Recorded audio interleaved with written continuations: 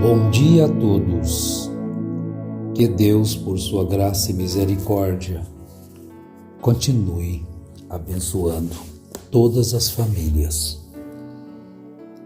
Que o Senhor possa dar entendimento a todos para cada um executar a sua função dentro do seu posto do dever, para que não venhamos a fugir por acharmos muito pesado ou pesada a cruz.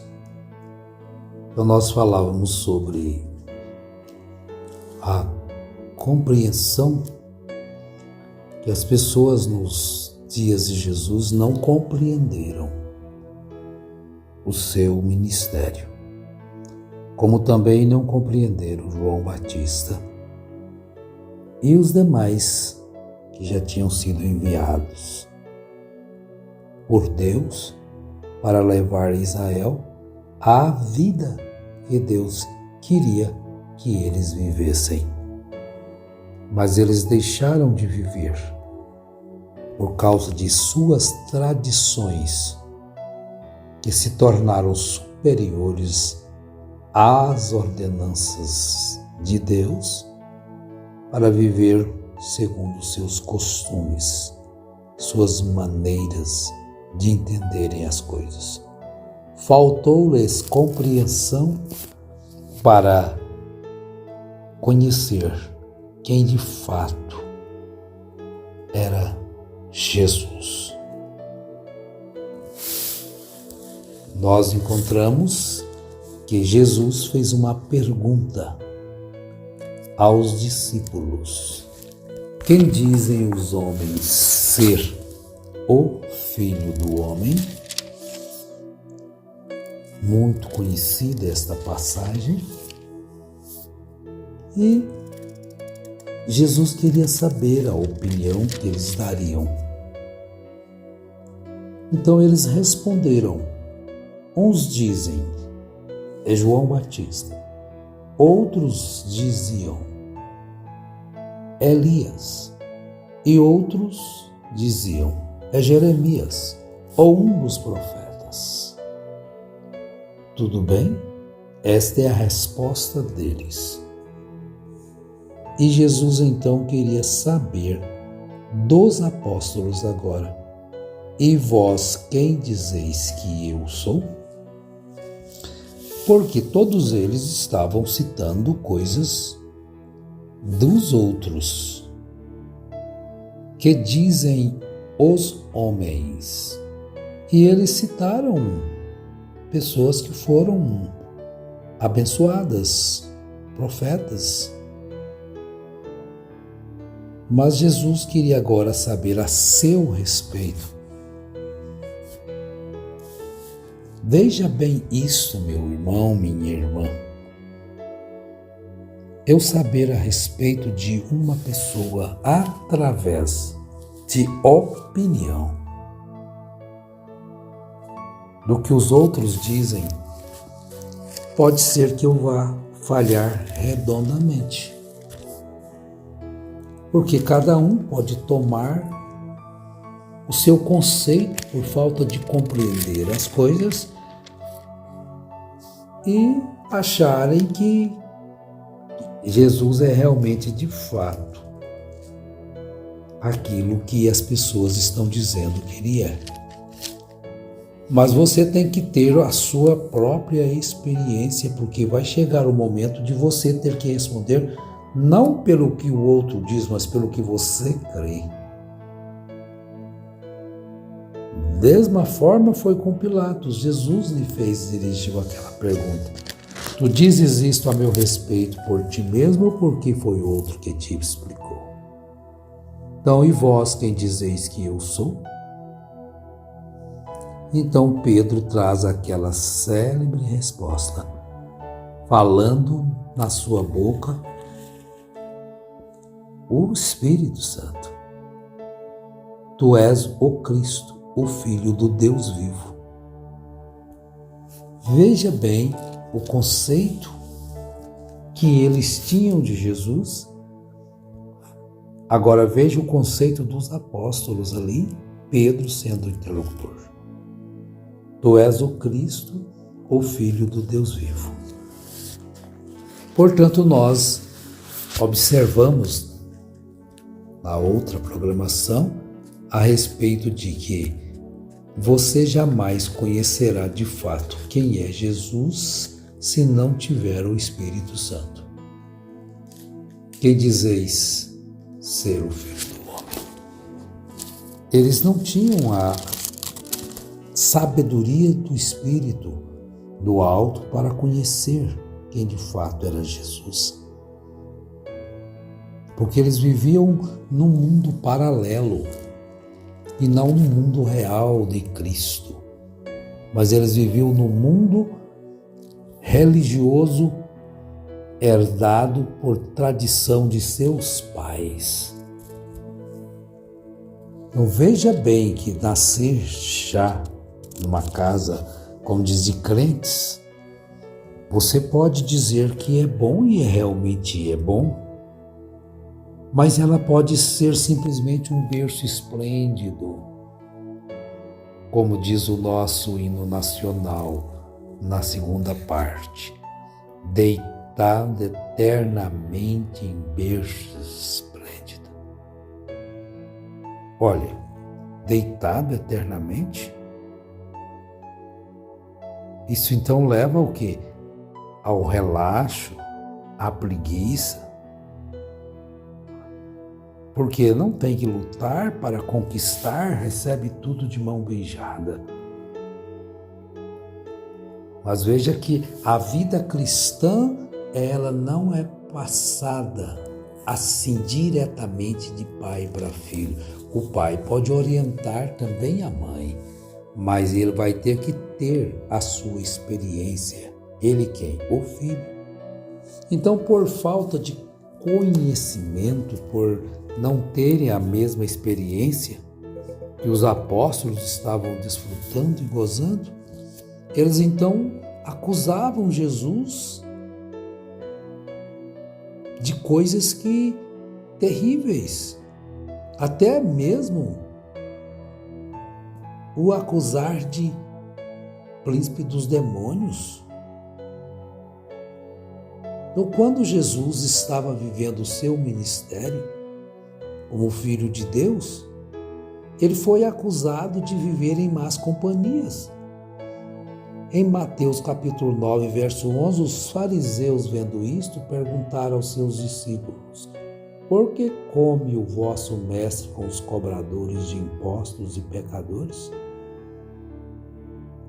Mas Jesus então dá-lhe a resposta célebre: os sãos não precisam de médico. Então, eu não vim chamar os bons, mas aos perdidos. Eles não compreendiam o ministério salvífico que estava ali agora sobre o Cordeiro de Deus que tira o pecado do mundo. Porque ele estava com as suas mentes fechadas para compreenderem a realidade do que era Jesus, o que ele veio fazer na terra. Quantas pessoas que são crentes, 60 anos de crente, até mais, mas não compreendem o que na verdade é o Evangelho, o que é a justificação pela fé, o que Cristo fez por nós, fez por cada um. Então ali eles estavam acusando Jesus de ser um glutão. E Jesus então, em Mateus 11, 19, diz: veio o Filho do Homem comendo e bebendo, e dizem: eis aí um homem comilão e beberrão, amigo de cobradores de impostos e pecadores. Mas a sabedoria é justificada por suas ações. Até o acusarem de blasfêmia. Os sacerdotes, ali na hora da crucificação, perto da condenação de Jesus, eles acusaram de estar blasfemando contra Deus. Seus próprios irmãos lhe chamaram de louco, fora de si. Você encontra em Marcos 3:21. Quando os seus ouviram isto, saíram para o prender, pois diziam, está fora de si. Desta forma, se nós não tivermos a mente de Cristo, nós vamos chamar o certo de errado e o errado de certo. Por causa dos nossos sentimentos humanos, por pessoas às quais nós consideramos e temos que defendê-las se elas estão contra o Evangelho, vivendo vidas impuras, imundas. Mas o pecado deve ser combatido, não importa quem é que está praticando. Mas ele é o fulano, é o beltrano. Não importa. Todos devem conhecer a correção, porque já que a salvação ela está disponível para todo aquele que se arrepender e ser batizado, então você vai falar o quê? Ele deve crer e arrepender-se dos seus pecados.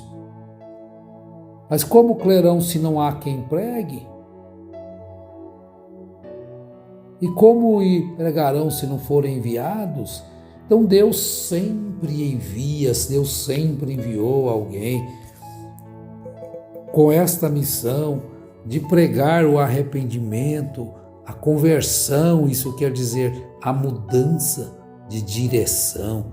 Você está indo numa direção, quando você faz a conversão, você vai em direção contrária.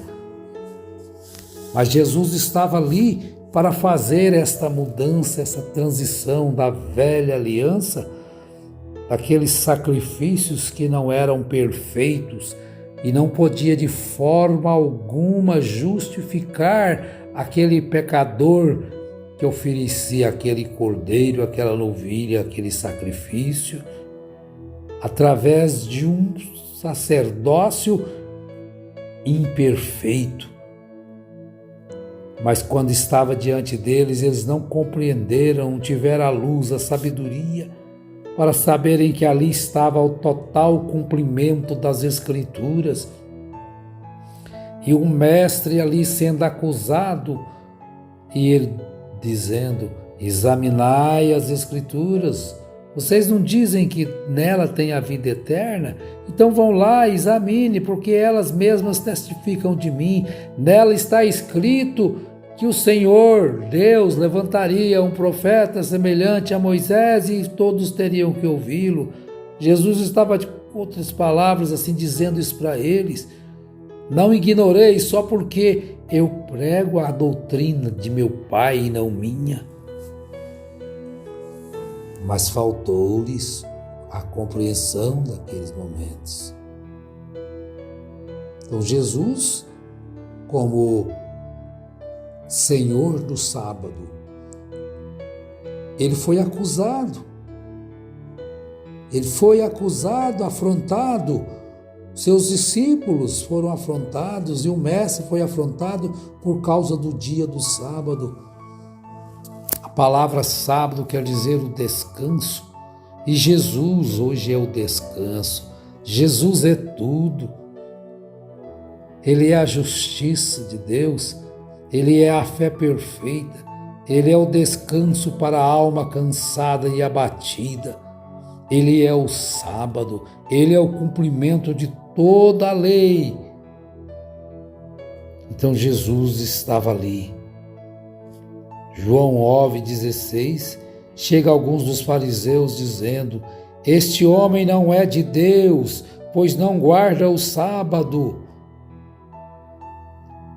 Veja bem quanto eles estavam perdidos no cumprimento das Escrituras, não podiam ver. O verdadeiro sábado estava ali diante deles.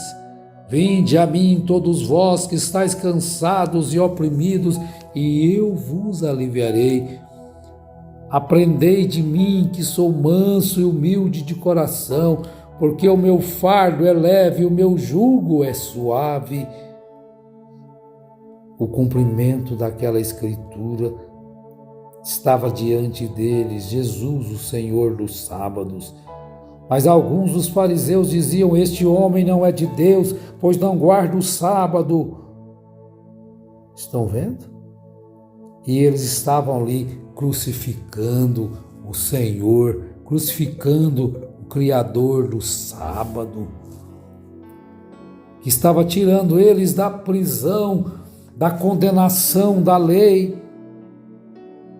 Agora não caia você, não caia eu, não caiamos nós nessa falta de compreensão das Escrituras para tentar nos colocar ali algo que não encaixa nesta pirâmide, doutrinas falsas, erradas, mentirosas, enganosas, não cabem nesta pirâmide sagrada.